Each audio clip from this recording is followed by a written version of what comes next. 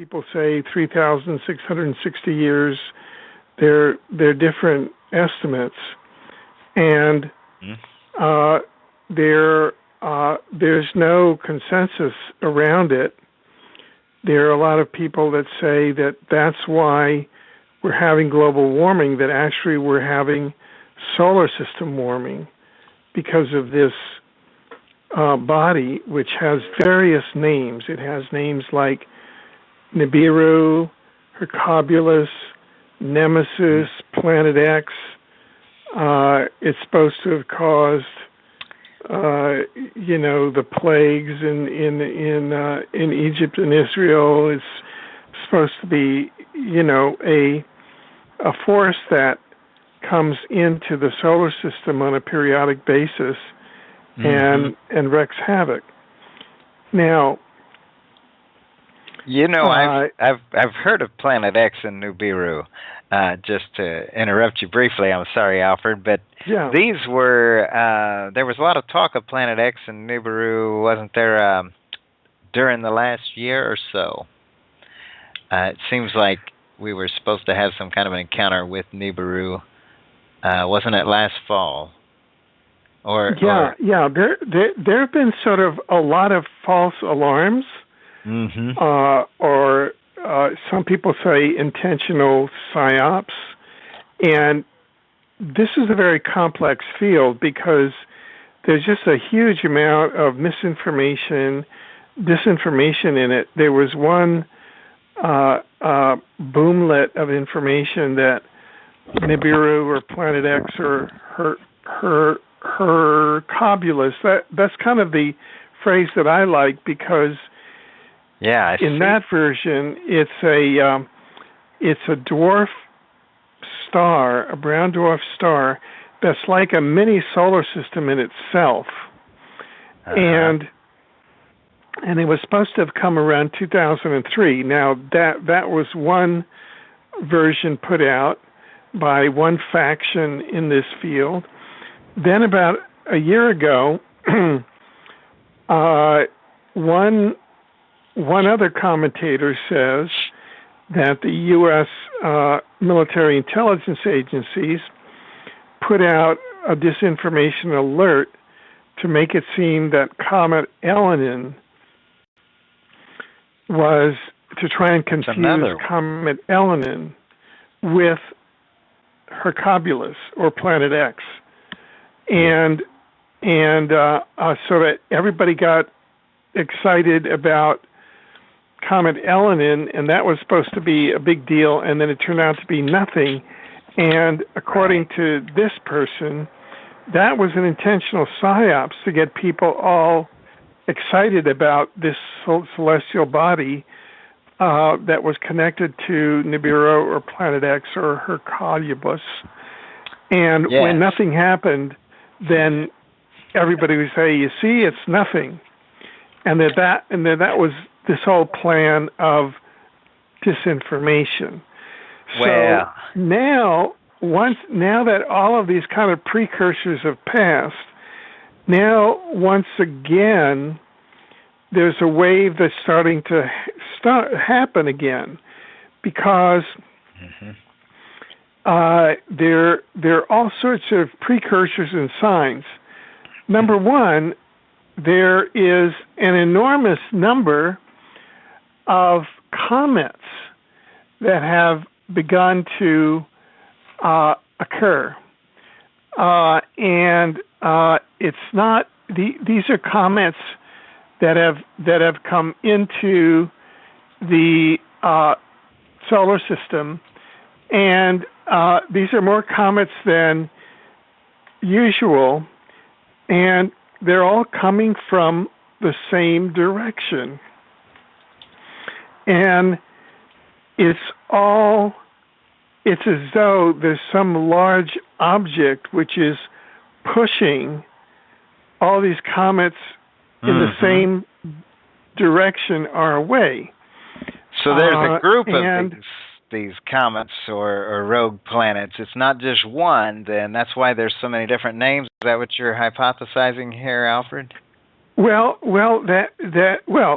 This is just one point that all of a sudden, out of nowhere, we're getting a whole series of comets, what are called Kreutz comets, Kreutz comets, that are jumping up out of nowhere, and they're all coming from the same direction, as though there's a large celestial body that is pushing them toward the inner solar system. What do you think would be the cause of such an event? Well, that kind of black box, or that cause, might be Hercolibus, or Planet X, or Nibiru, or Nemesis, which other of these names you want to call the brown dwarf sun twin to our sun, which is in an elliptical orbit to our sun and is at a 45-degree angle approximately to the ecliptic. So it's not on the same plane as the planets. It's kind of coming in from underneath. So it's hard to see until it's here. And so that there are all these kind of telltale signs that are starting to happen that say that something's up. Something is up. For example, the large number of earthquakes that are starting to happen now. Yes, sir. There's been an uptick. If you look at the graphs in terms of the number of earthquakes, the graph takes an uptick, definitely, over the last number of years. Oh, yeah. And the whole issue of global warming. Well, it's not so much that from automobile use, it's that the whole solar system is going into global warming. And what's that about? Right. Well, it could be that the brown dwarf twin to our sun is approaching our sun, so things are heating up inside the solar system. Oh, well, that would only make sense. If you have two suns, it's going to get hotter. And I have seen that on the internet, where there's like the sun and then there's another littler sun not so far from it, I have seen pictures of that. But and right. And so then here's the catch. That we have a what we call the elite, or I call them International War Crimes Racketeering Organization. These are the banking bloodline families. These are the British Crown bloodline monarchs. They control doping, the world drug, and they've known. And we have the Vatican. They've known about this, and we have the U.S. government. They've known about this for at least 30 years, 40 years actually, and so their solution was to build underground shelters for the elites, for all of the armed forces, for all of the police forces, for the political and financial elite, for all the governmental officials, to go underground, and for the 7 billion people or the 6.9 billion people that are left to be on the surface, to be wiped out by Hercolibus or Planet X or Nemesis or Nibiru. So that's their plan. And maybe and so then that's why. Oh, go ahead. Yeah, no, I mean, I was just saying that's why all of this is happening, and it's not in the mainstream news. Well, I was going to comment that the Georgia Guidestones, I believe, were put up in about 1982, and they're saying we need to get the Earth's population under that proclamation down to 500 million. And I suppose if they had 500 million people even in them tunnels, that would be probably optimistic to fit that many down there. Wouldn't you think, Alfred? That they probably aren't planning to take that. Yeah. So that 1982 is about the time that they had the underground bases already built, so that and that they knew that this was going to occur, so that that's been sort of out there, hiding in clear view as to what the hidden plan of the elite was. And this is something that I've been studying actually for the past 38 years, 39 years to be exact. And I can share with you the course of my studies up to date, and I have been taking an extreme view of Occam's razor, i.e., I have always been saying, okay, we're not going to sign anything to Hercolibus or Planet X or Nemesis or Nibiru until it's absolutely necessary. And I've been doing that for 39 years. And so because you knew there'd be false flags and such regarding this subject. Oh, yeah. And so now I'm still not certain, but now it merits talking about it more. Now, and there seem to be a lot of puzzles in here, what I call almost two different timelines. That is almost a catastrophic timeline and what we call a positive timeline or a utopian timeline. And almost as though we can choose one or the other. And I can share with you in these 2 hours that we have, if that's okay with you, I can share with you. Yes, I'm curious.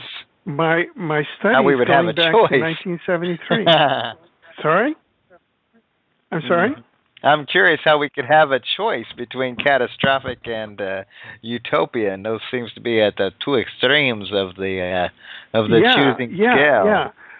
I am not certain about it either, but I think that it's there, and that we can, in fact, mitigate a lot of the damage or potential damage from a near flyby of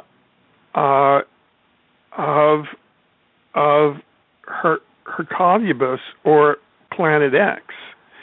But right now, humanity is being kept in the dark deliberately in order to maximize our casualties, in order to create what we could call almost an extinction level event, at least an extinction level event of the surface population.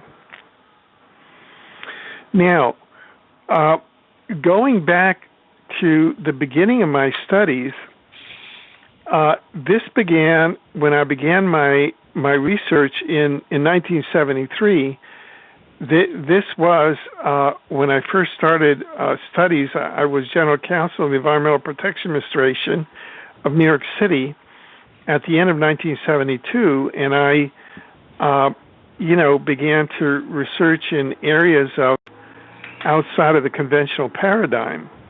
And I said, well, let me find some experts here. So I was introduced to a professor at Rutgers University who was a professor of experimental psychology and an expert in that area, but as well an expert in parapsychology, which is the study of non-local consciousness, including psi, telepathy, precognition, and that sort of the psychic human capacity and the scientific study of life after death.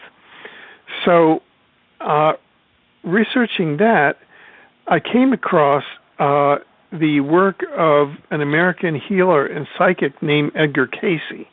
I'm not sure whether you're familiar with that name or not. Yes, I have heard the name, but that's about it. I can't tell you much more about him. Yeah, well, he lived from March 18th, 1877 to January 3rd, 1945.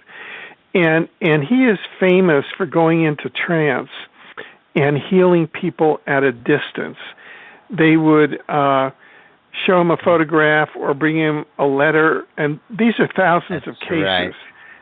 Yeah, they would show him a letter or bring him a photograph of somebody at thousands of miles away or hundreds of miles away, and they would have a condition, and he would go into trance, and he would diagnose the condition and prescribe the cure, and the person was cured. So this is what we call psychic healing at a distance. So that's fine. But what I discovered is that he also did a series of what I would call remote viewings. And what he did is he remote viewed in what we can call a global coastal event at some point on the planet. Now, a global coastal event, what that means is a geological event on the planet in which all the coasts, East Coast, West Coast, North America, South America, coasts of Europe, Africa, Asia, are all affected. And what he saw were about 10 different conditions in the global coastal event that he saw. He saw, number one, destructive earthquake activity along the U.S. West Coast. Mm-hmm. Number two, the disappearance of southern portions of Carolina and Georgia. Number three, the disappearance of the greater portion of Japan under the sea. Number four, rapid earth changes in the upper portion of Europe. Number five, the emptying of the Great Lakes into the Gulf of Mexico. Number six, the rising of new lands along the east coast of the United States. Number seven, dramatic changes along the USA East Coast, including the destruction of New York City. Number eight, the upheavals of the Earth in the Arctic and the Antarctic. Number nine, volcanic eruptions in the torrid zones. And number 10, a shift in the axis of the Earth with corresponding climatic changes. And he said starting in the year 2001. Well, we're now at the year 2012. And what the Inuit said, and you can go to exopolitics.com and you'll see some videos there where you have the Inuit in our Arctic here in Canada, and they say that, in fact, the axis of the Earth is shifting. And what used to be, and they can tell it because they're out on the snow all the time, mm-hmm. and so they live very close to the land, and they say that the axis is actually shifting, but slowly. Yes, sir. So what happened? Sorry? I just wanted to say I do remember a news article maybe a year ago where they had to repaint some of the airport runways. I think it was in Florida maybe, but I'm not sure where it was at this point. But do you recollect that, where the north and south had become so altered that they had to actually repaint the airline runways at I think it was a major airport in Florida or Atlanta, maybe. I'm just interjecting. Because this is actually shifting, And it was Tampa International. One of my people just told me, "Thank you." Right. That happened. Yep. And so that's something that's actually happening that is consistent with the early remote viewing that Edgar Cayce saw. Now, so what I did in 1974, in 73 actually, 39 years ago, I wrote a book called "The Age of Cataclysm," and in that, I found that the earth sciences trends were actually, you could say that they were congruent with a global coastal event that Edgar Cayce had remote viewed, i.e., you could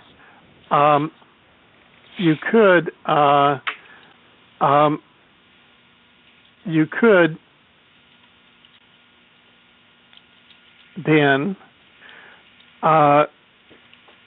conceive of how this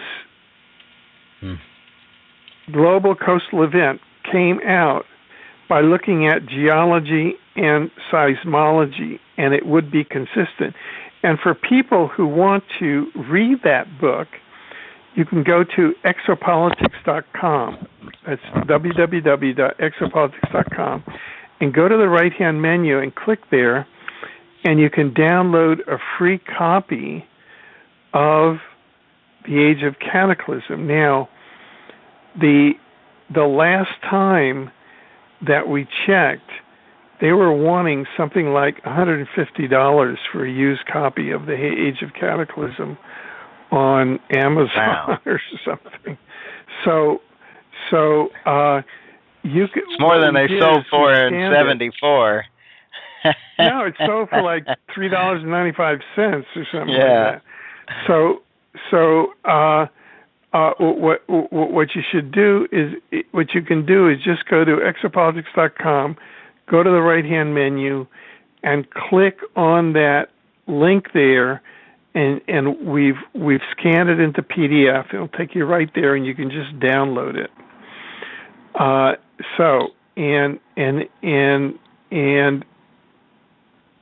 you can see it there. So that's what we call the catastrophic timeline. That's what Edgar Cayce remote viewed, was that catastrophic timeline. And when did he say he was going to start? In 2001. Did it actually start right about the time that Edgar Cayce had envisioned it starting? Well, I mean, did you start seeing events about that? If you go, if you go and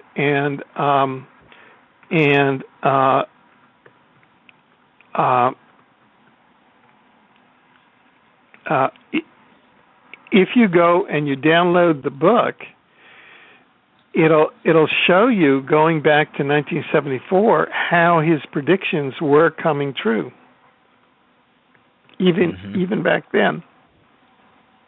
Okay, so they were started. Okay, and then we had that thing around Y2K where everybody expected all kinds of things to happen as well, which again, I know people still to this day, when you talk about these events and end-time events and things going on in the world today, they say, well, look at Y2K. Nothing happened then. Nothing's going to happen now. But I can't buy that. There's too many indicators. Right. So we aren't talking about something that's for sure. So now... No, I can't. Just part one. Just because nothing happened in... I didn't expect a lot to happen then. I mean, I bought a big water jug to store water in just in case, but I did not expect any kind of a long term, So what then? If the computers had to be reset, big deal. We could deal without them. This was 12 years ago, It wasn't right of a threat as what some of these things that we're seeing now, like you just mentioned, an increase in earthquakes. That alone is confirmed over and over. I got a guy here on my website, Jonathan, that reports very frequently what's going on with relation to earthquakes.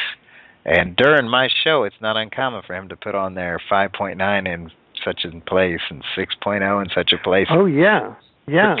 Now, for big earthquakes, what used to be considered huge is now kind of common, right, Alfred? Oh, yeah, yeah, and this.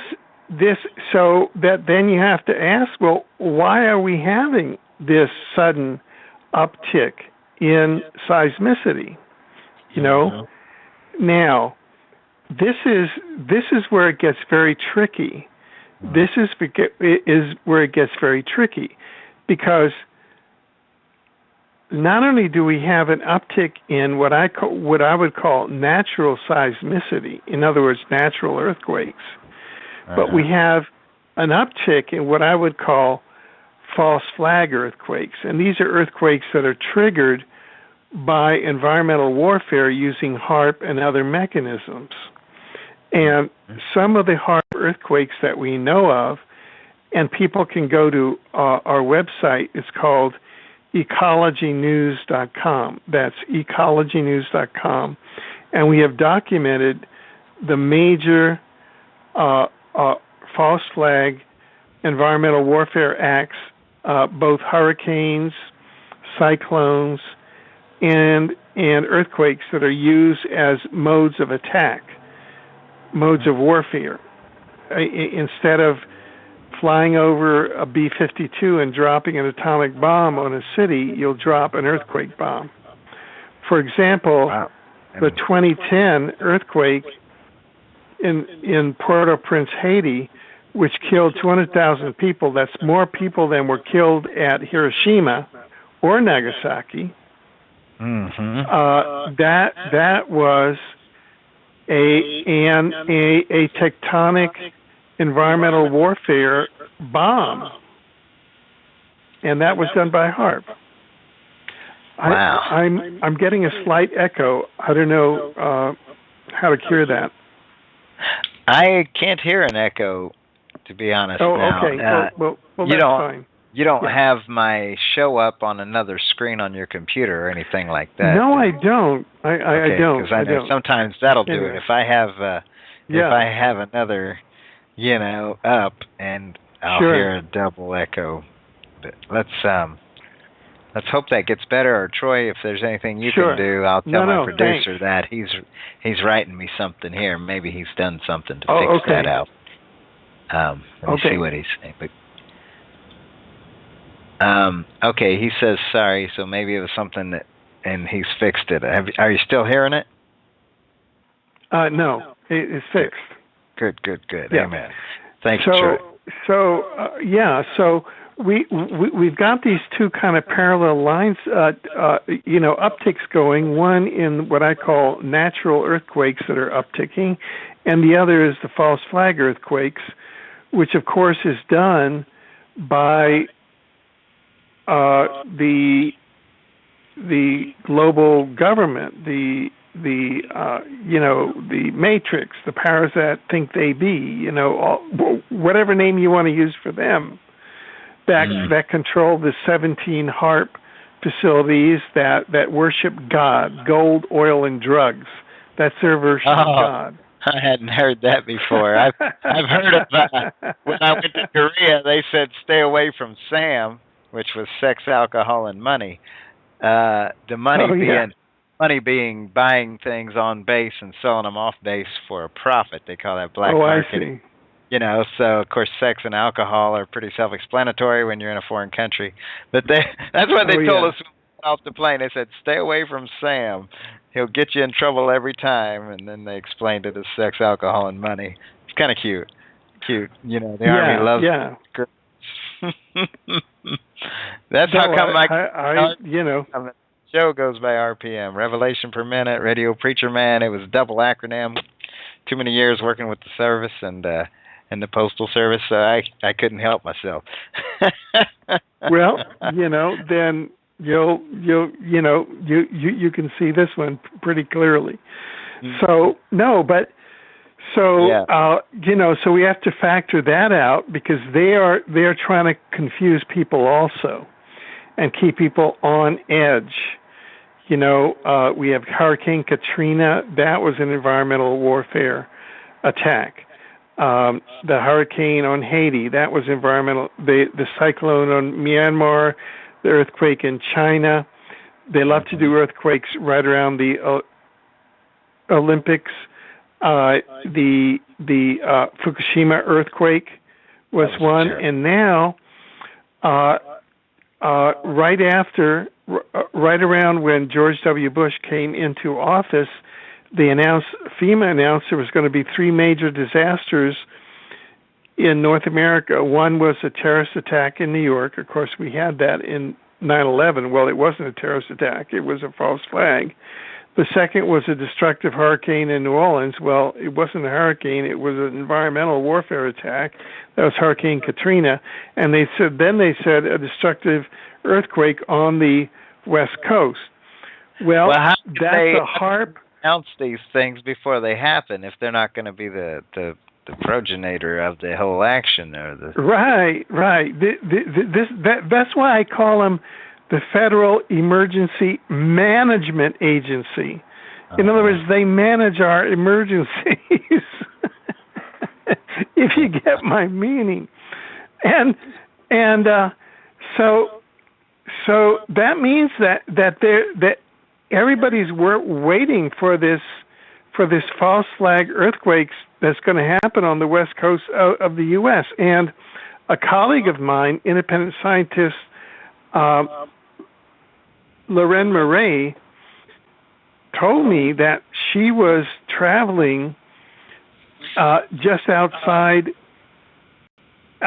near Green Valley, California, and was able to photograph 7 HAARP clouds in a row, and it's right before, and she photographed those. Then Barack Obama landed there at the Air Force Base right near those clouds, and then right after that they had the Green Valley earthquake, which was a HAARP earthquake. This is here in the month of October, just about a week ago. So how big of an earthquake that's what was you call that? It was about a 3.1. Okay. But that's what they call a precursor, i.e., they were practicing with those HAARP clouds, and they timed it with Obama's landing at the Air Force Base. And so that's what you call a precursor to the California earthquake. Now, when they're going to do the California earthquake, who knows? Are they going to do it before the election, after the election, sometime in 2013? Who knows?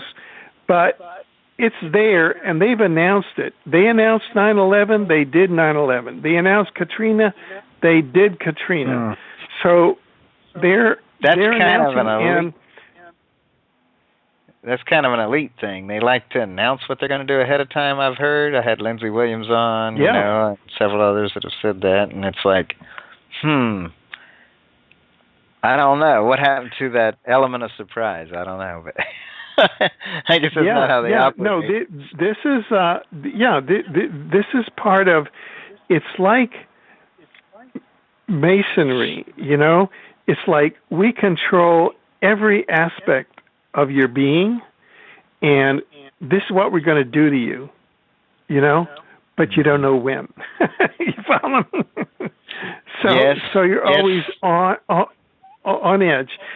That is what comes from a ruling class. These are bloodlines, and I really want to use the word in a very special sense, and I think that you'll understand this, because it's used by many people in a special sense. These are bankers and ruling monarchical bloodlines that are Satanists. They are satanic. because they worship satanic beings, and that's what keeps them in power.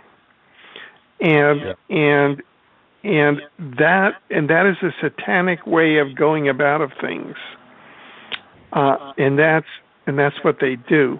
Now, to return to the line of discussion about Hercolubus, we talked about Edgar Cayce.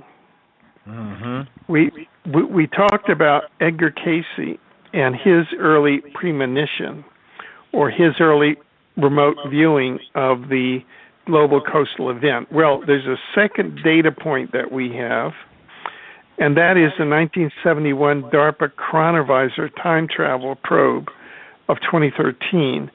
And that is when former DARPA chrononaut and whistleblower Andrew DiBisciago has now publicly announced that in 1971 he was on one-time U.S. DARPA Chronovisor time travel probe of the year 2013, where they found the U.S. Supreme Court building in Washington, D.C. under 100 feet of brackish water. They actually went to the year 2013, and they found the U.S. Supreme Court building in Washington, D.C. In the year 2013 under 100 feet of water. Now, a chronovisor is a time travel device that uses a screen or hologram to locate and display past or future events in the time-space hologram. And it was developed by two Vatican scientists, Ernetti and Gemelli, with the assistance of Enrico Fermi. And then it was given to the U.S. Department of Defense.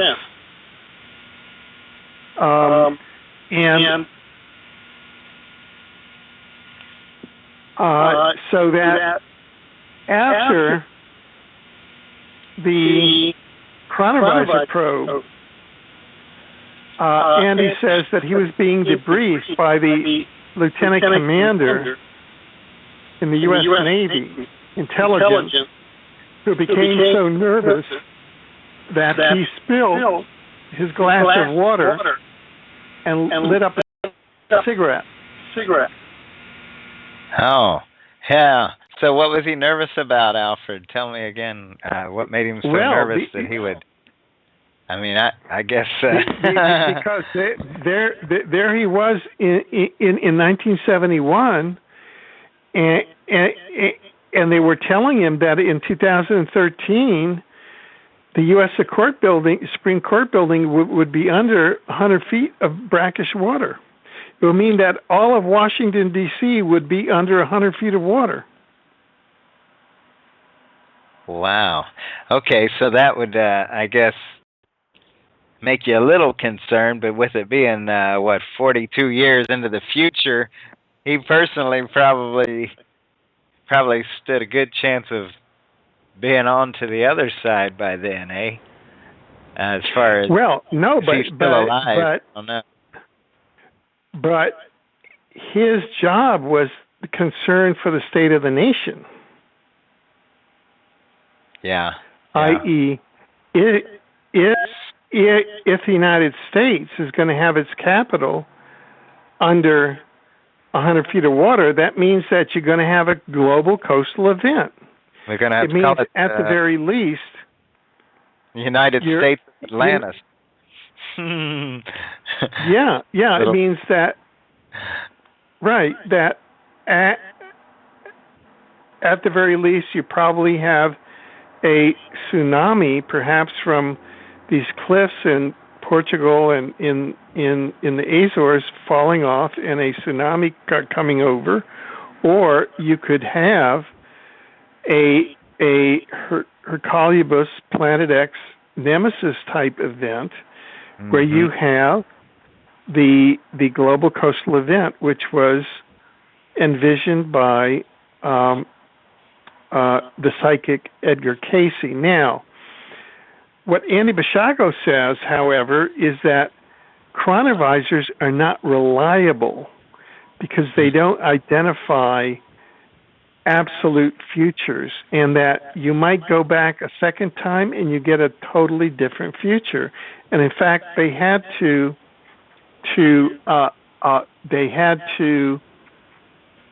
discontinue chronovision and time travel to the past because each time they sent children to the past, they got a different result.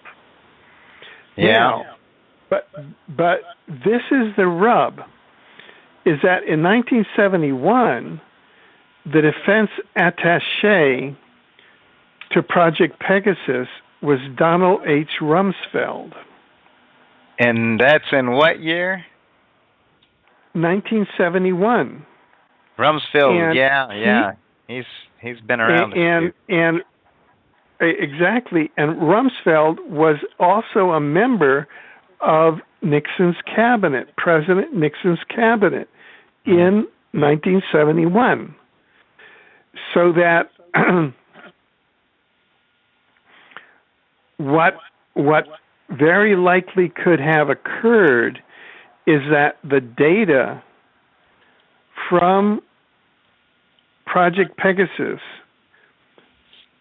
was brought over to Nixon's cabinet, and the National Security Advisor was a fellow named Henry Alfred Kissinger. Yeah, that boy's been around a long time too, ain't he?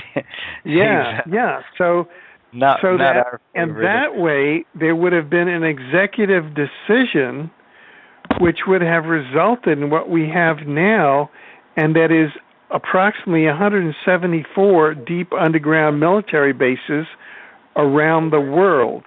The building of 174 deep underground military bases around the world at the cost of $2 to $3 trillion in black budget money to take care of the government. Number 2, the financial and political elite. Number 3, the technocracy, all the scientists, all the medical scientific personnel.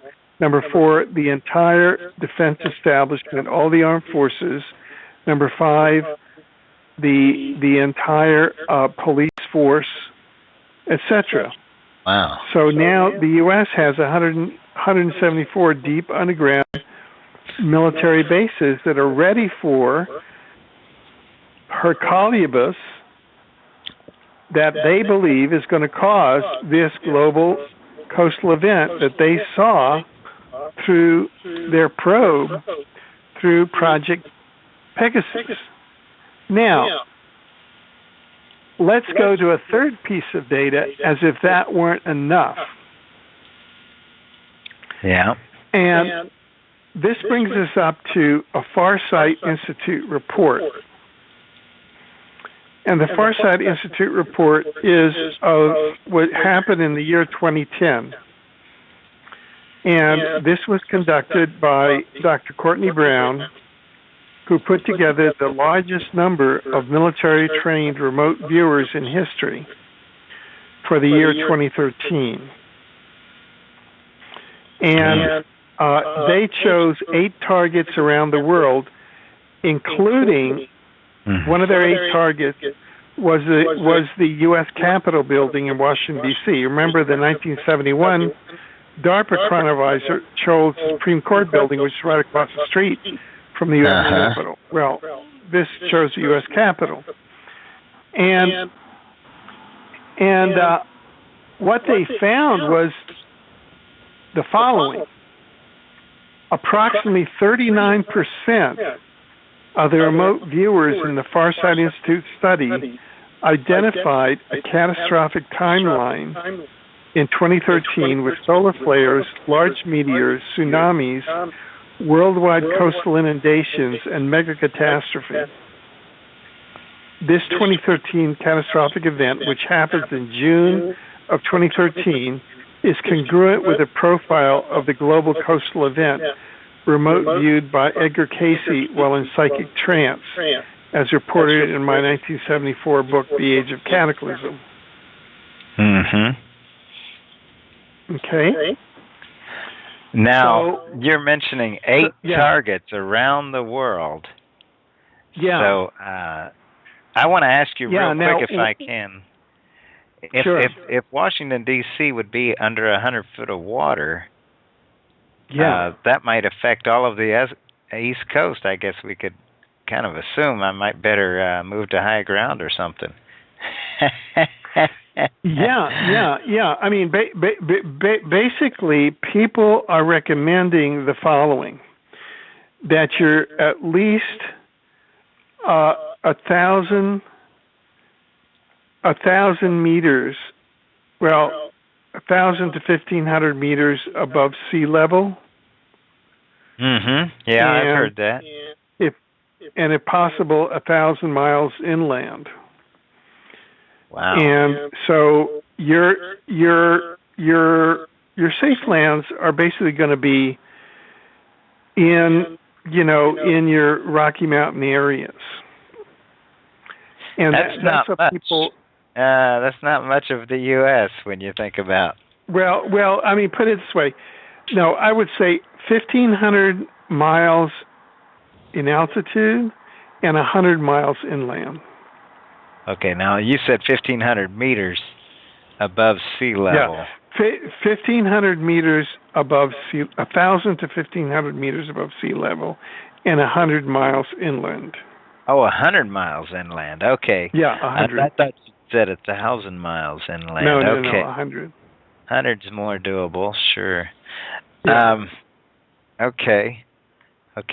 Now, 29% of the remote viewing reports achieved a disaster score of 0, which means they didn't see a disaster.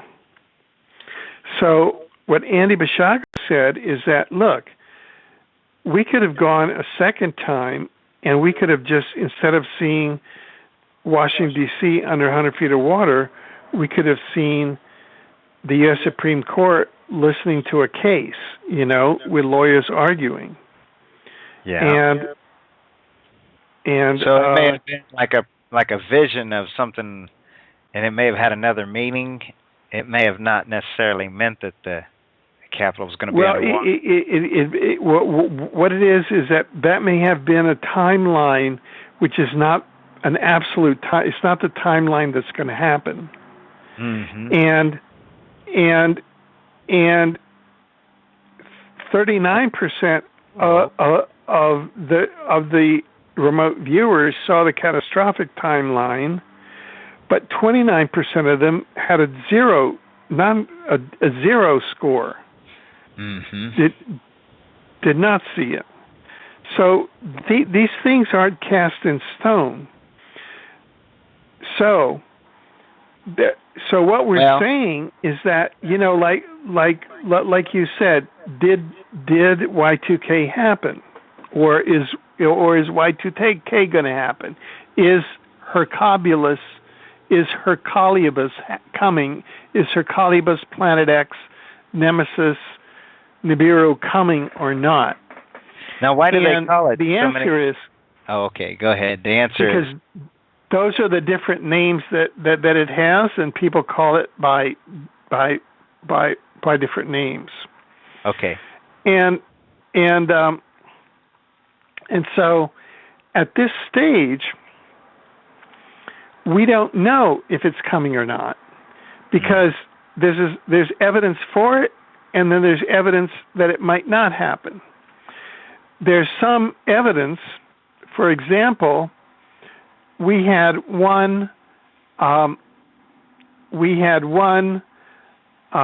witness from the 1980s CIA jump room program, Bernard Mendez, who came forward with his whistleblower testimony that the CIA and NASA and the NASA astronauts had discovered the existence of 153 different what we call synthetic quantum environments. These are like holographic environments that were built by a specific species of gray extraterrestrials about 400 miles out in space. Okay. And these are, they're like Disneylands that the Greys built out in space. And they were like psychological experiments for humanity. And so there's a possibility that what Edgar Casey was picking up on, what the 1971 DARPA probe was picking up on, and what the remote viewers in 2010 were picking up on was a synthetic quantum environment and not a real future. This was kind of a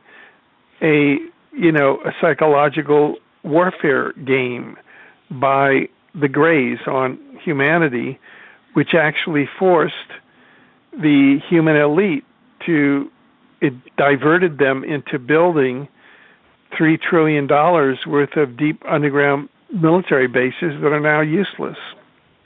That's one possibility. On the other hand, Hercolubus, Planet X may be coming, and at the same time, if you go to exopolitics.com, you'll be able to see photographs of UFOs that are as big as a planet right around the sun. They come in through the interdimensional portal of the sun. And they're putting in gigantic rods into the sun. And what's going to happen is that if in fact Hercolubus or Planet X comes, it's the dwarf twin of the sun. The closest it will get will be about 2.85 astronomical units. That's the distance from the Earth to the sun, which is 65 million miles from the sun. So it'll be about 180 million miles, more or less. It'll be the closest that Planet X will get to the sun. The damage that it can cause then is that there's an enormous gravitation between the twin dwarf sun and our sun, which causes a lot of solar flares, and it's those solar flares which can damage the Earth. So that those giant UFOs right now, putting in those rods, what I've speculated, and I did this at a conference called UFOCon in Santa Clara a few weeks ago, that those giant UFOs are actually preparing a shielding for the Earth so that we don't get fried by those solar flares. And I showed some ancient artifacts that the Mexican government released in 2012, which show extraterrestrials in spacecraft in which the ETs are shielding the Earth from solar flares, and they're diverting the paths of comets and other celestial bodies so as not to cause damage to the Earth. So this has happened in the past.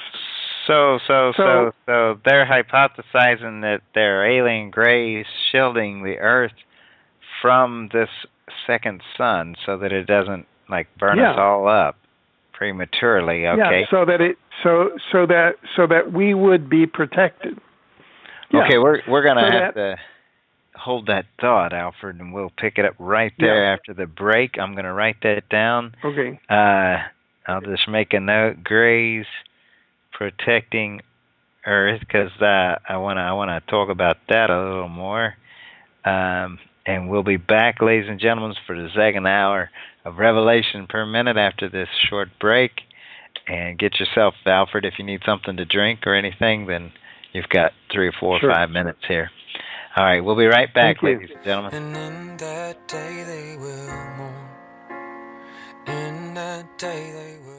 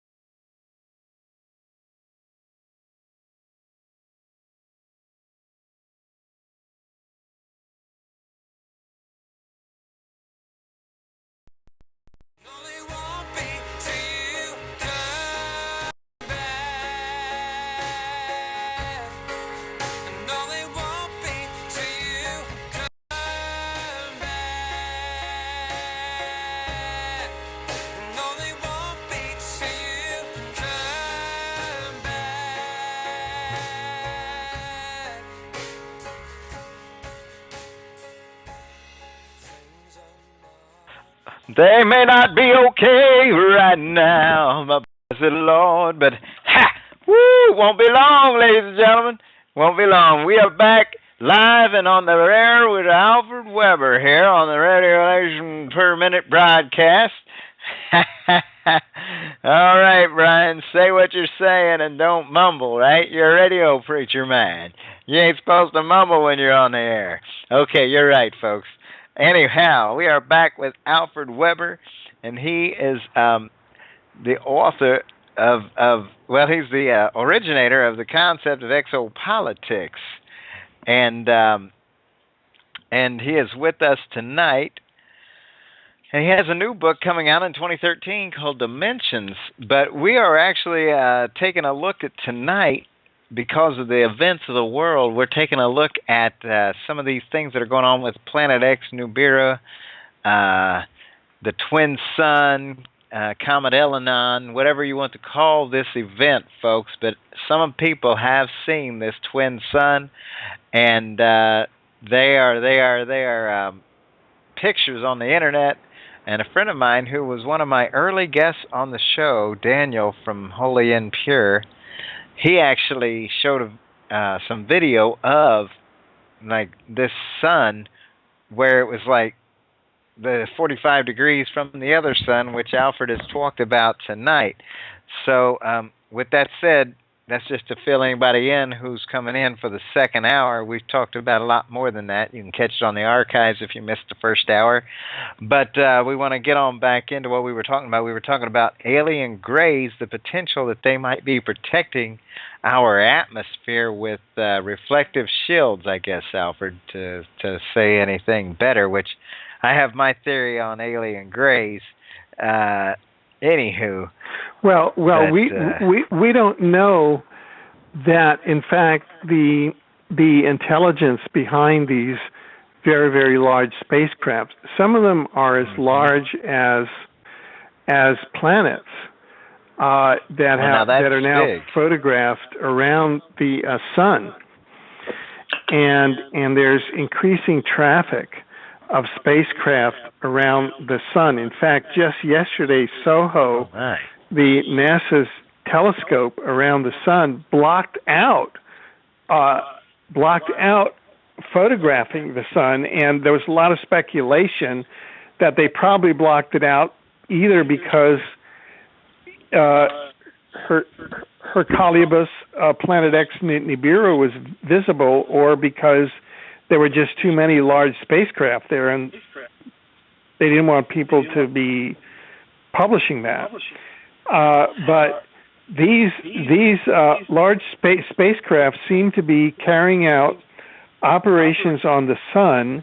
One recently put in these large rods into the sun.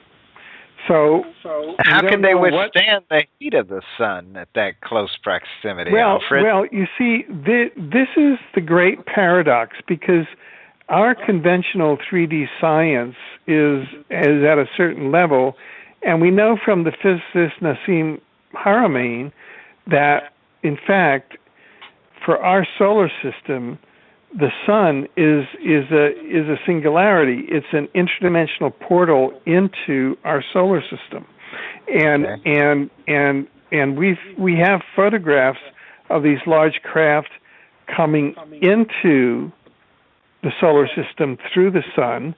We have photographs of triangular-shaped portals and rectangular portals in the sun. These are actually interdimensional doorways where the craft come through the sun. Now, that's what is occurring. And, wow. And, yeah. Well, that sounds like it's going to be hotter than you know where coming through that portal. Yeah. If it's coming through the sun, maybe you would have to be like used to high temperatures, maybe even a demonic being or something not quite human, to be able to sustain that kind of... you know, perhaps the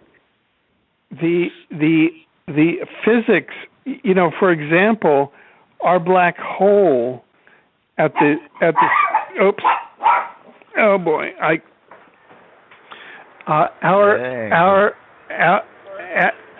our black hole at the center of our galaxy is the interdimensional portal to our galaxy, and that is the way that advanced extraterrestrial civilizations get into and out of our galaxy, is through the black hole. Now, the conventional wisdom is that a black hole is so dense that nothing escapes it, and it consumes everything that goes into it. And so it's paradoxical that it is an interdimensional portal. In the same way, the conventional wisdom is that the sun is this nuclear furnace, and at the same time, it's an interdimensional portal. We know, and so how that paradox is resolved, I can't tell you on this and that. Space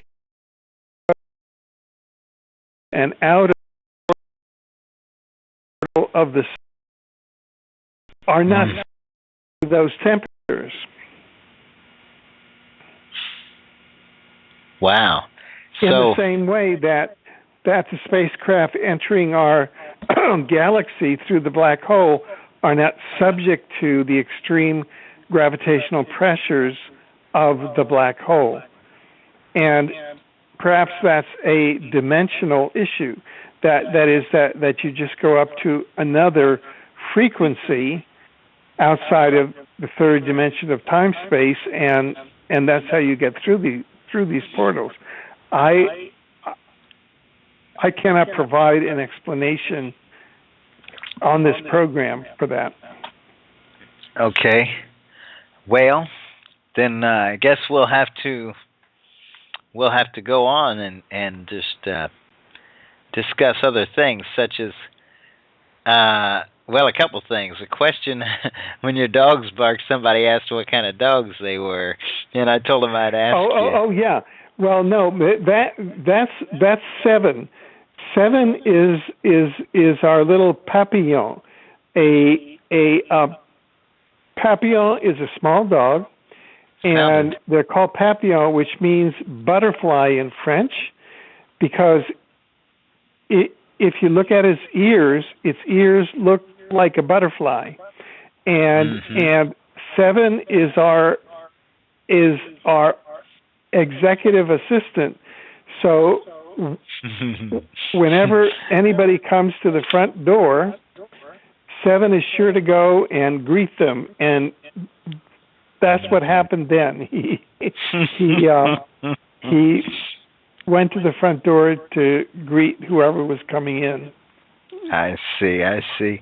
Okay, well, that's what dogs do. You're absolutely right, Alfred. Yeah. But that's why we have them too, is to alert us when we have guests and that type of thing. So it's good to have a little dog sometimes around. Now, the other question was proposed with the underground bunkers, if you will, or actually, I think it's quite extensive what they've done underground from some of the things I've seen and heard about. But what makes these elite think that they're going to be able to survive under there? I mean, with the earthquakes and everything that's going on and the temperatures rising, won't the core of the earth get hotter, and won't the core of the earth risk breaking up and swallowing them up? Amen. Those are all key questions, and from what we know, the extent of the underground bases and underground cities is extraordinary. For example, we have reports that these all have what they call maglev trains, magnetic levitation trains that go multiple thousands of miles an hour. You've got very advanced technologies that are not in the civilian economy on the surface that are being used in the underground economy. And we have reports that there is an underground maglev train that goes all the way from the tip of North America to the tip of South America. So you're going, and these go several thousand miles per hour, and there are underground cities, and there's 194 of them. So there is a huge complex for the military, industrial, finance, permanent war economy complex that has used trillions of dollars in the black budget to build underground. This is partially why the United States has suffered so much, to where its infrastructure is falling apart, to where its roads are falling apart, to where its economy is falling apart, to where its bridges, to where its education system has been sucked dry, is because all of the monies that should have been plowed back into infrastructure on the surface, in fact, have been robbed and put into infrastructure for the underground bases after they got the intelligence through Project Pegasus in 1971 that there was going to be a global coastal event, plausibly through Hercolibus, Planet X, Nemesis, or Nibiru.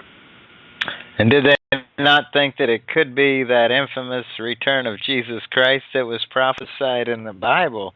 Did they think in the back of their minds that maybe if they're not serving him, they're going to need a place of protection to try to hide? Have you seen anything in your studies where they were maybe thinking about that? Yeah. You see, that's actually a very profound question, because from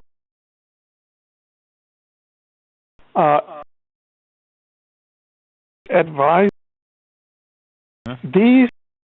the controllers of this planet, or currently, that control the political and financial systems of this planet, are a series of financial and monarchical bloodline families in the Merovingian bloodlines and in certain Jewish bloodlines, and they are satanic.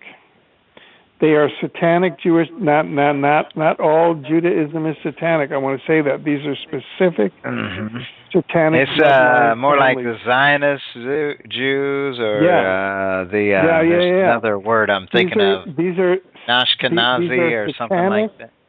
Yeah, these are satanic Zionist Jews who use blood sacrifice, and these are satanic monarchs who use blood sacrifice. I've heard tell about that's how they stay in power. And so what it is that they've taken the planet hostage, and they're holding the planet hostage against the universe government, which is, if you go back exopolitically, and this is where exopolitics and spirituality are consistent, because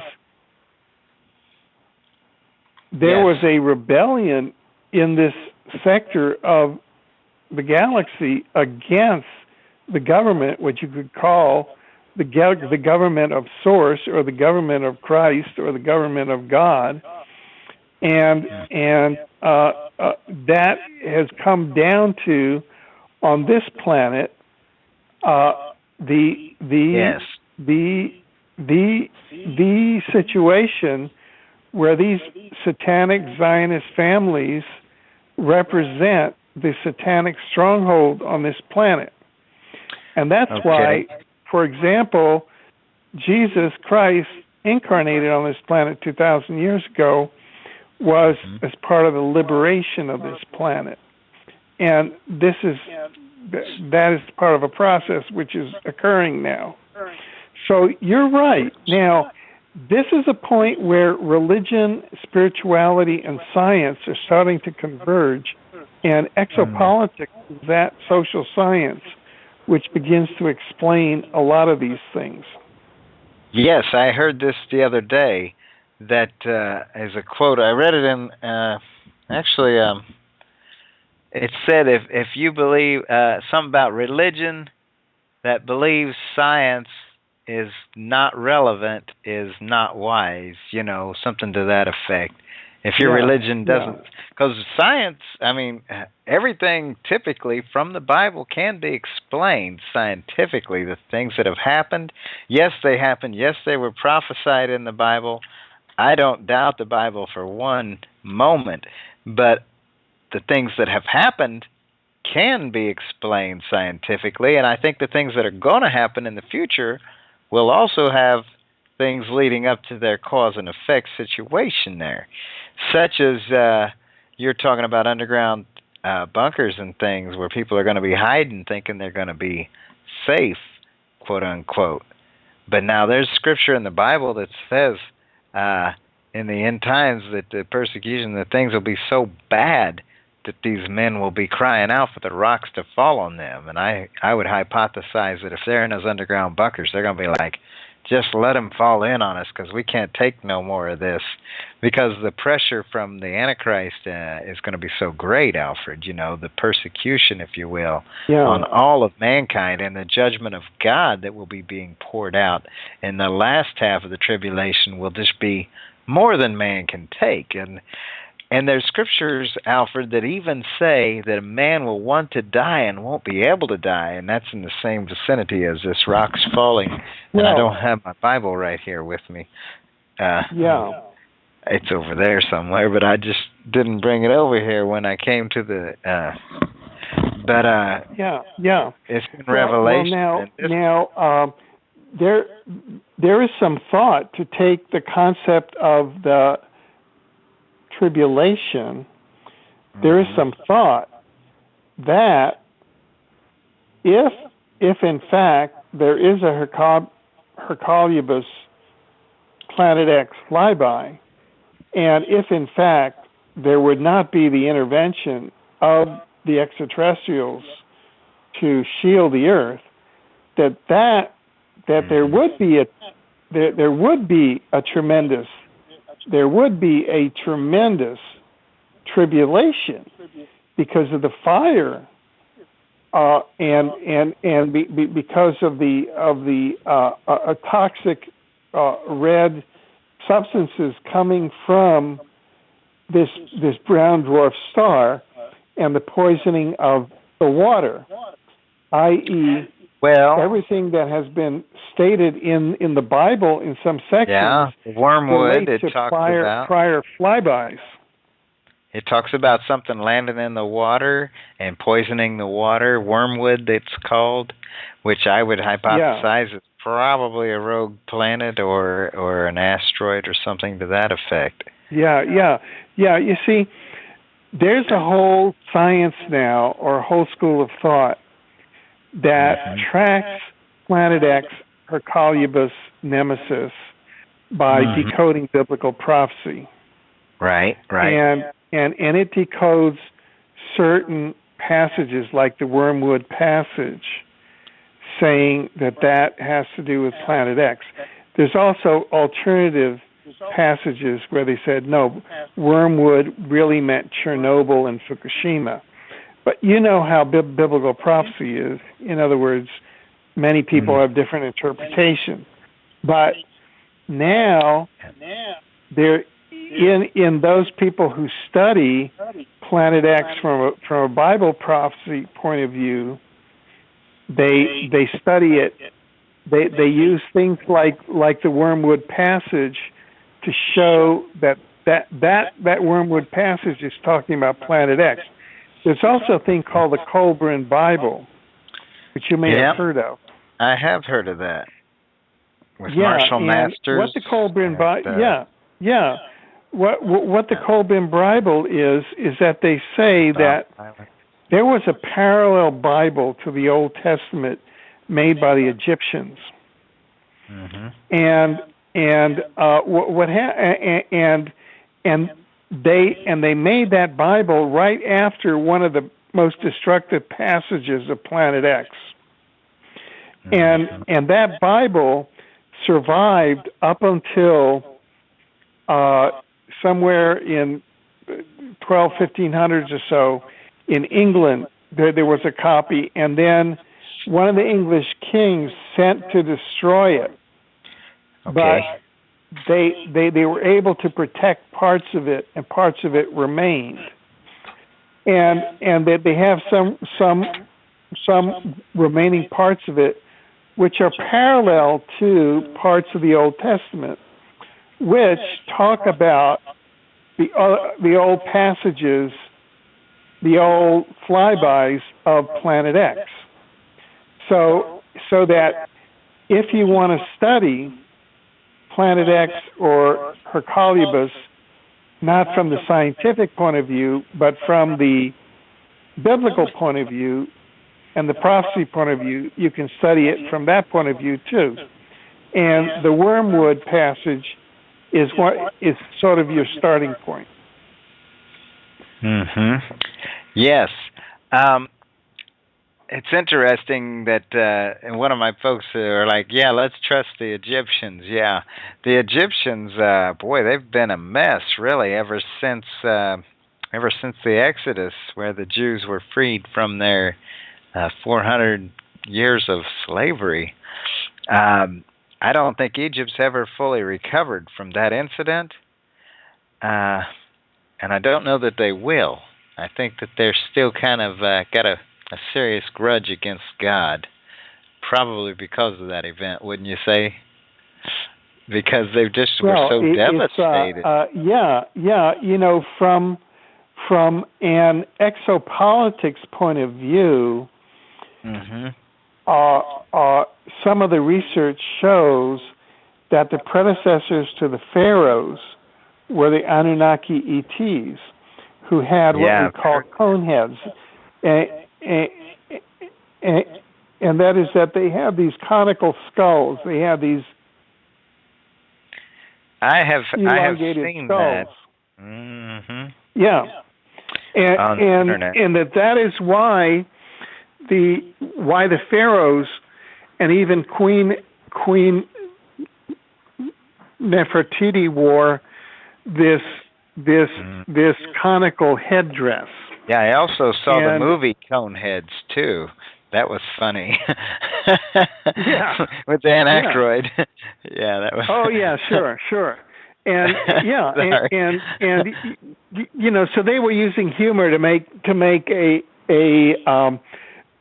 basic point there, but that the Anunnaki ETs who landed in Adam's calendar, South Africa, about 280,000 years ago, and first began to export the gold from our planet, and actually devolved our DNA down from a 12-strand DNA to a 2-strand DNA. The Egyptian pharaohs were kind of the genetic lineage down to them, and that they were coneheads, and so that when we had the solar system catastrophe of 9500 BC, which is when a fragment of the Vela supernova came into the solar system and destroyed the surface ecology of Mars, and also destroyed the ancient maritime civilization of Earth that Plato called Atlantis. That's when the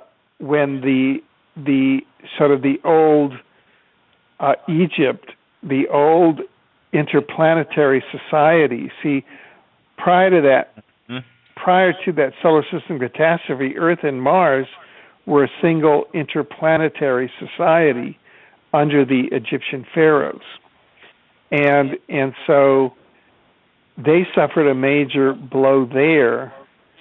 and then you know, and so you know, and that was in about prior to 9500 BC. And this Colburn Bible, is that where you're getting some of this information about these cone heads and such, or is that coming from? No. That's a different line of research. That is the exopolitics research that we do. You can go to exopolitics.com, or people can go to our Project Mars. It's www.projectmars.net. We have it's a Washington State nonprofit called the Mars Anomaly Research Society, and I'm the chairman of the Mars Anomaly Research Society. Andrew DiBasciago is the president. And as a matter of fact, on Wednesday we're having the first organizing conference meeting. We're going to have the first annual Mars Expo. It'll be in Las Vegas, Nevada, in October of 2013. So, you know, people put that down in your calendars. We'll have Mars experiencers there, and people who've actually been to Mars. We'll have a number of people who've been to Mars there.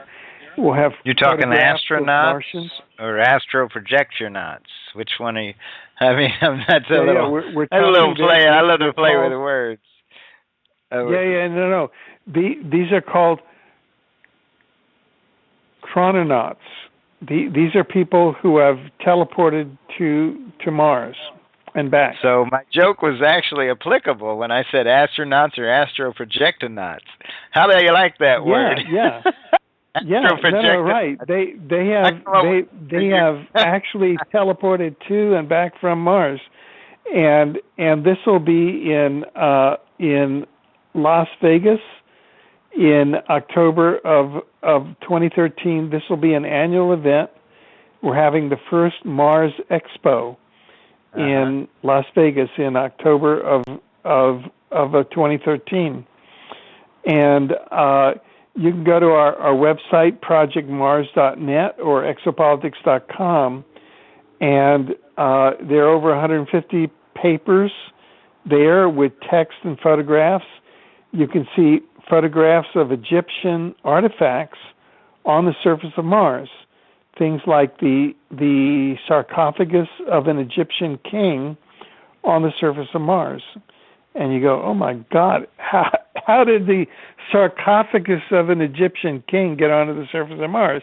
Well, prior to 9500 BC, Mars and Earth were an interplanetary society that was ruled over by the Egyptian pharaohs.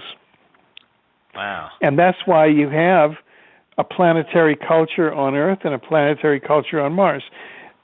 If you look at Earth, it's a big planetary culture. You've got it's a big pyramid culture.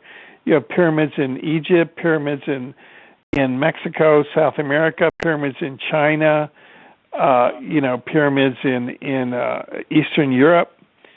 It's a whole worldwide pyramidal culture, and those pyramids date back to the time of the interplanetary pyramidal culture of Earth and Mars, prior to the 9500 BC planetary catastrophe. So this planetary catastrophe in 9500 BC, what did that consist of exactly then in your hypothesis? That is what you find in the Bible as the Great Flood with Noah, and that happened when a fragment of the Vela supernova came into the solar system, and it destroyed, or greatly damaged the Martian surface ecology. Mars used to be a verdant planet like ours. It was like ours, a green planet, and now it's slightly oblong. It's a bit like a football, and it's a very rough terrain. It's all desert, and also our planet was damaged because a thriving, advanced world maritime civilization called Atlantis, and that was destroyed too. And we're just coming, out of the post cataclysm now. Yeah, and to give you another laugh, weren't they making supernovas still about the time you wrote your book in '74? That was a car back then, wasn't it, bro? Right, exactly. Yeah, the supernova. Exactly. I had to go there. And a little trivia on that, by the way. Oh, yeah, but that's a very good point. They named the car probably after that event that you're referencing, but also, they use a lot of these names of cars. They have a lot of meanings, from an elitist. They have Gemini. They love astrological signs.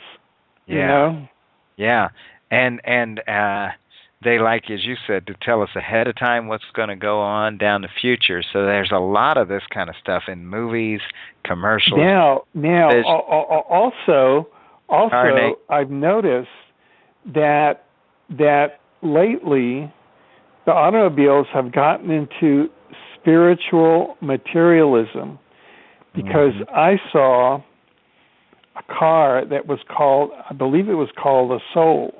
I said, "Holy baloney!" Yeah, that's a little Soul. Yeah. I mean, that is spiritual materialism to the nth degree.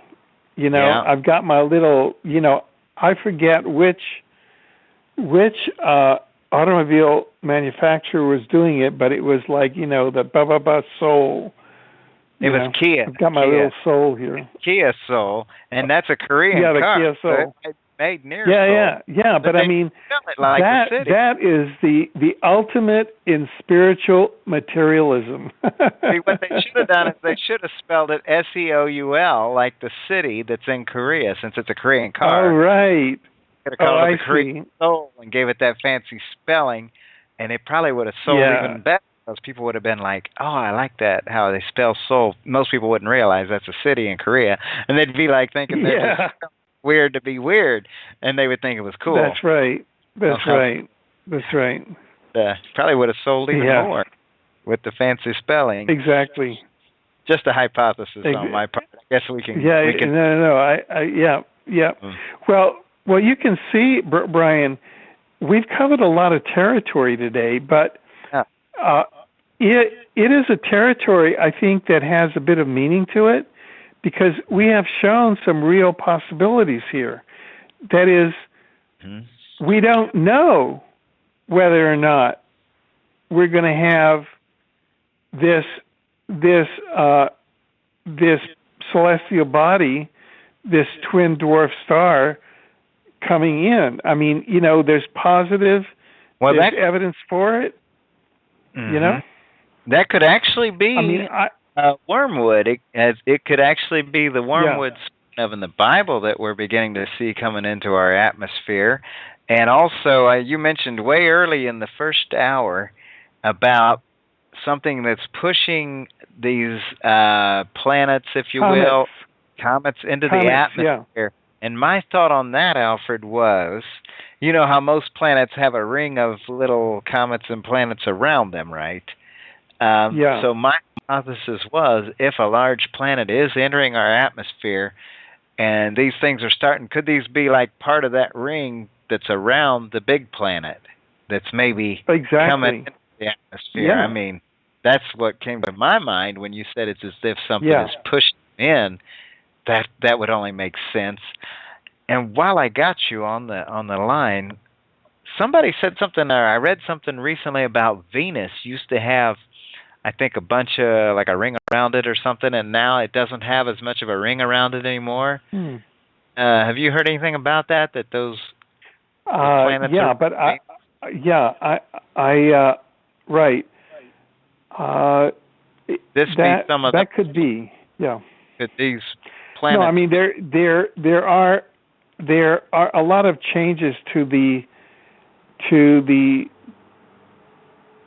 atmosphere, celestial bodies in the solar system. I mean, there's a whole school of thought that says that our moon is actually an artificial satellite that is there in order to exert mind control on us. So, Wow, that's out there a little bit, but I know one day. No, really, there's a school of thought that states that. Mm-hmm. Yeah, well, I don't doubt that there is that school of thought. I'm just saying, for me, that's the Bible talks about the moon, so we know there's been a moon for at least 1,000. But there are in fact pre-lunar cultures. There are records of human cultures that antedate the moon, apparently. Okay, and that's a stretch for me there. That would take a lot of research. I know. So what I've discovered is that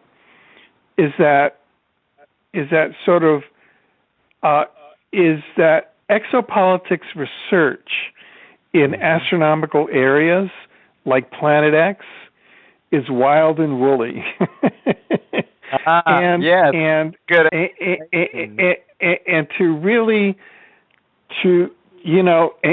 I've been on the tail of Planet X for 39 years now, and I still can't tell you to a certitude, yes or no, whether it's coming. So, in fact, you can go to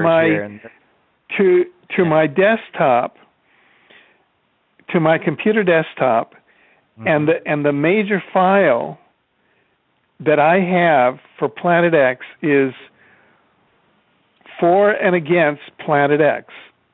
It's not like Planet X.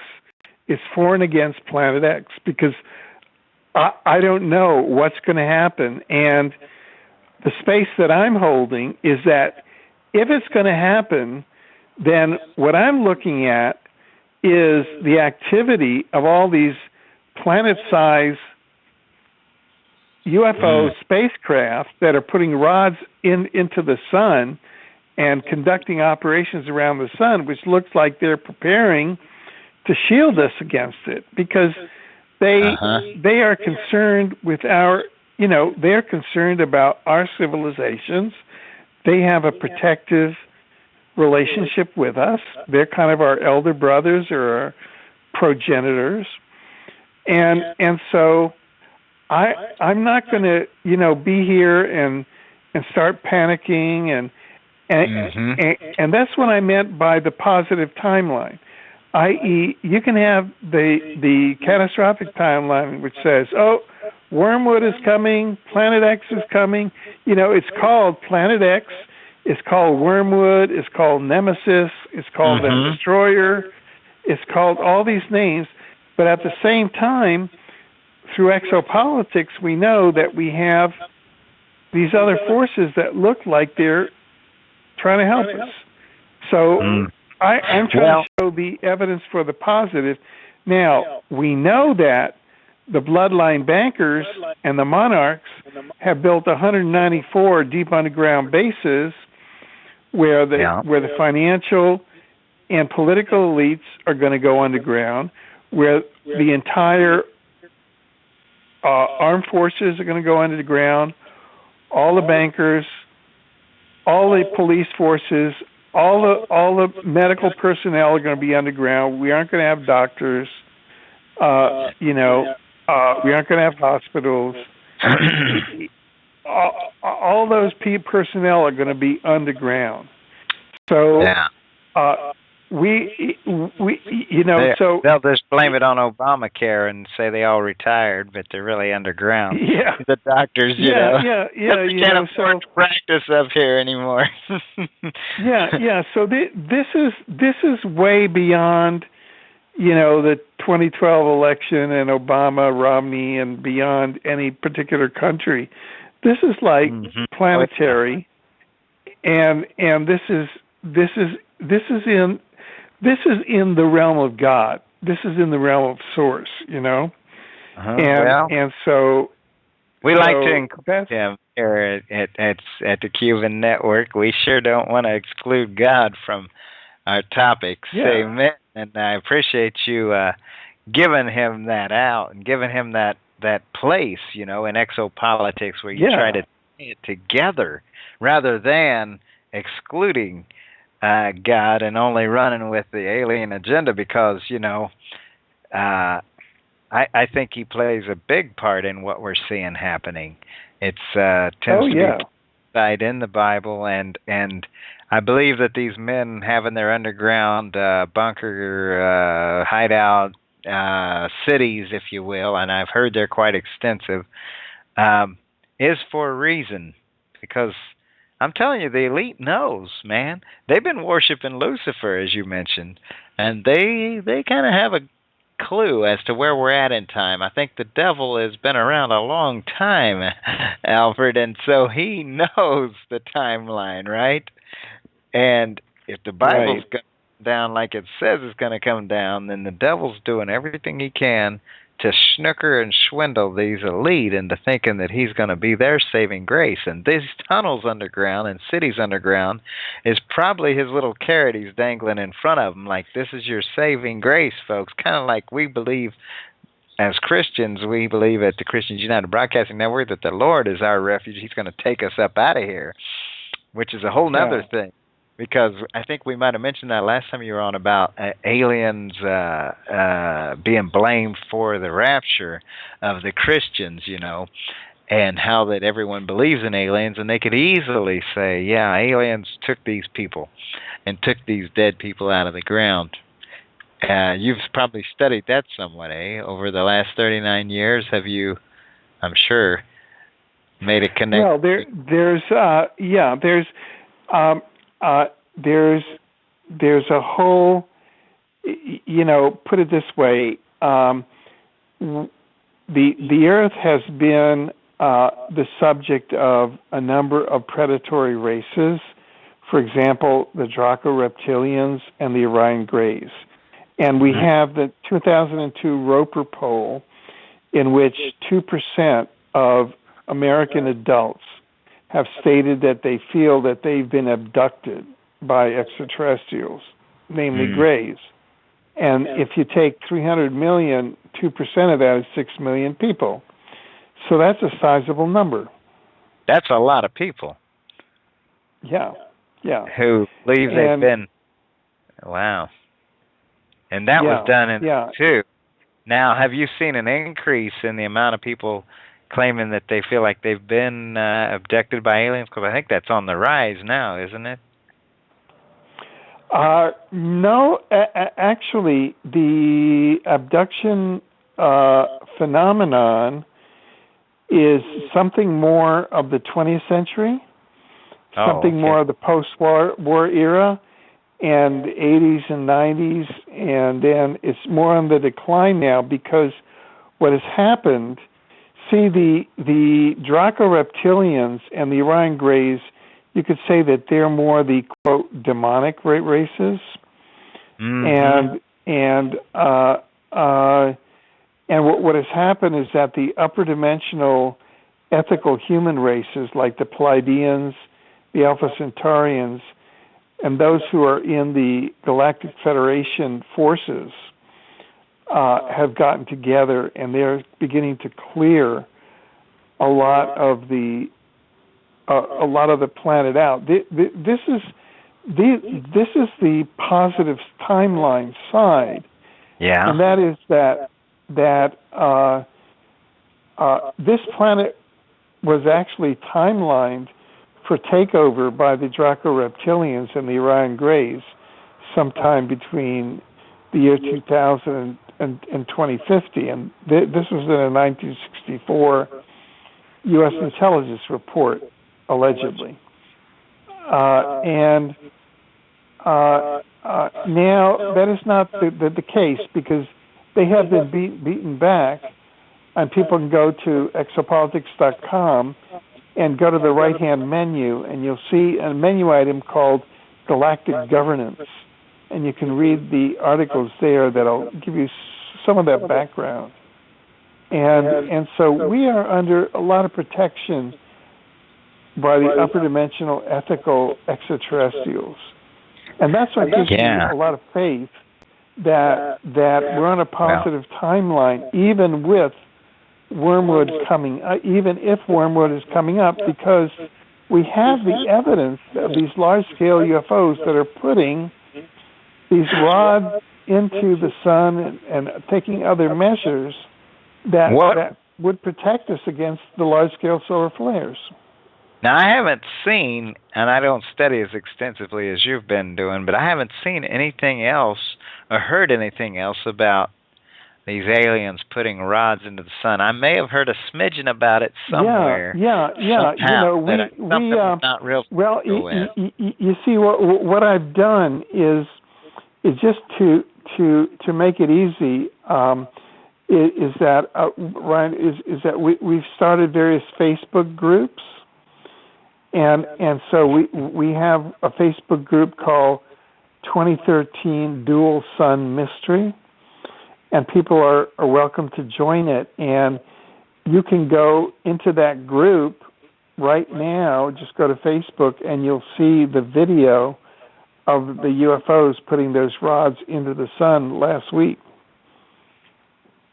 Okay, tell us that website again, Alfred.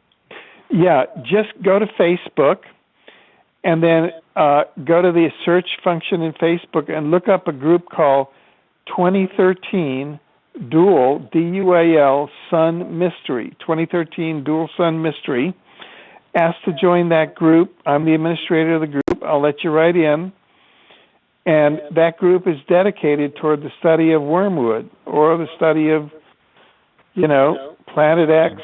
It's got 100 names. And that's why we call it Dual Sun Mystery, because it's a big mystery. It's one of God's mysteries. Yes, I think there's some weird things going on, but the Bible does talk about, things happening in the end times, such as the grass being burned up throughout the world, and the fish in the sea dying. We're already seeing, we've seen that in the last year or so, where mass amounts of fish pulling up on the shores dead because, and they're saying on the news or whatever, I've seen it said that it's because the water temperature is getting too hot for the fish. And they're actually just dying, cooking or whatever. I don't know if they're cooking or stroking out or having a heart attack or what fish do when they get too hot. But I've seen it. It was even here in Florida, down around, I think, Fort Lauderdale, and there was like thousands of them pulled up in the docks where the boats are supposed to be, and just well, you see that could be wormwood.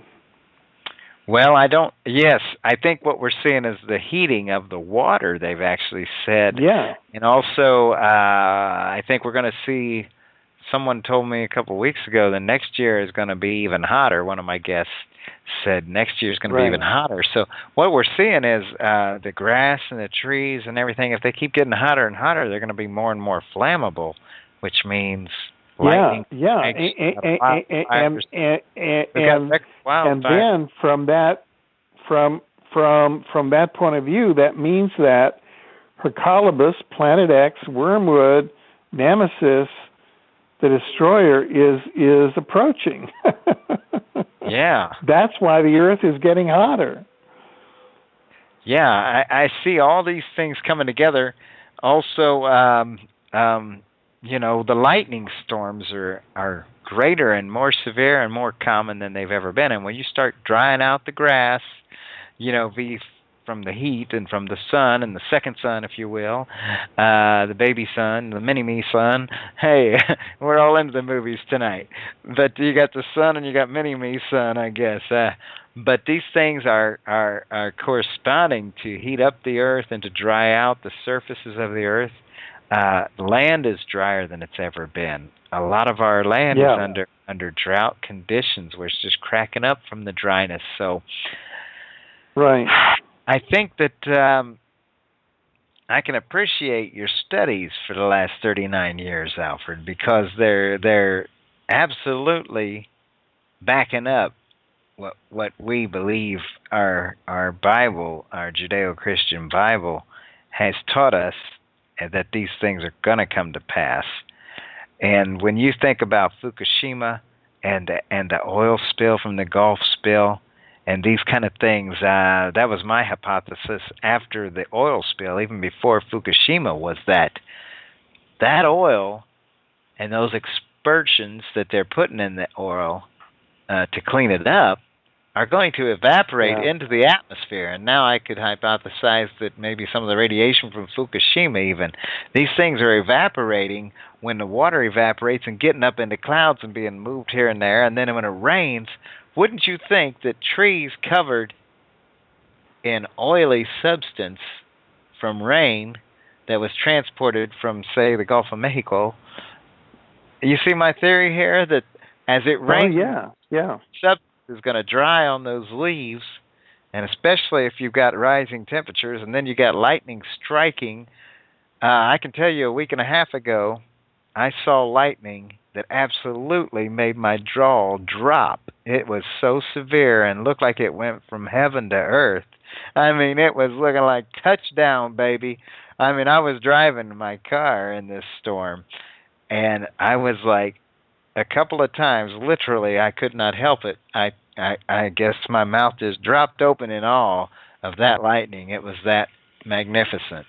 So these things are going to spark wildfires more and more, and we are so almost out of time, Alfred.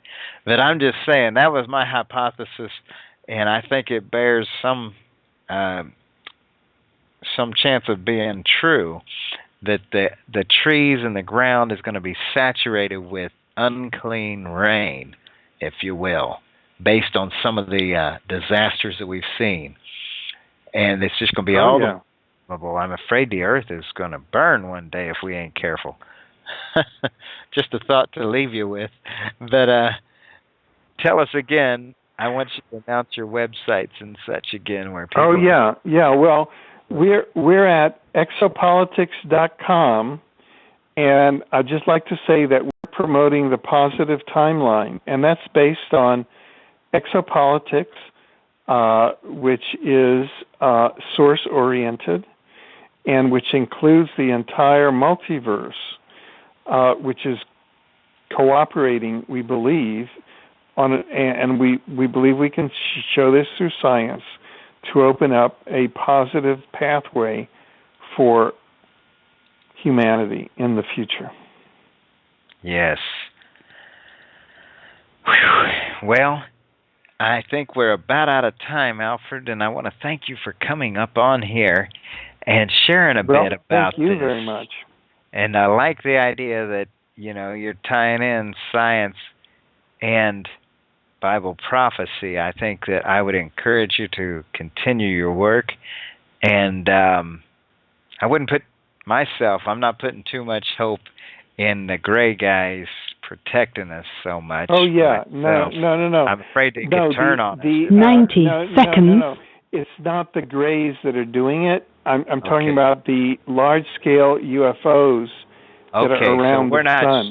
We're not sure if they're man-made or from another atmosphere. They are probably human extraterrestrials. Okay, then that makes more sense. They are something that our government is secretly, or some government is secretly made in order to do this. Well, maybe we need to pray for our leaders, then, that they would have a heart. No, they are advanced humans from the Pleiades, from Alpha Centauri, from Andromeda. See, our entire galaxy is predominantly a human galaxy. the human form is general throughout our galaxy. Okay. I didn't realize that. Yeah. Okay. Well, I think we're going to have to leave it with that on account of it is now about 8. But wow, I don't put much faith in any human that didn't come from Earth. Then let me say that, because they could turn on us. Well, that's okay. And they could let the sun come on in. Amen. They'd be like 10 seconds. Them people need some sun. Okay. But well, thank you very much, Brian. Yes, sir. Have a great night then, and we'll see you soon, Alfred. Good. All right. Bye-bye. Good night. And ladies and gentlemen, God bless you all, and thank you for coming into the Revelation Per Minute chat room and the archives and to all of this here. Amen. We've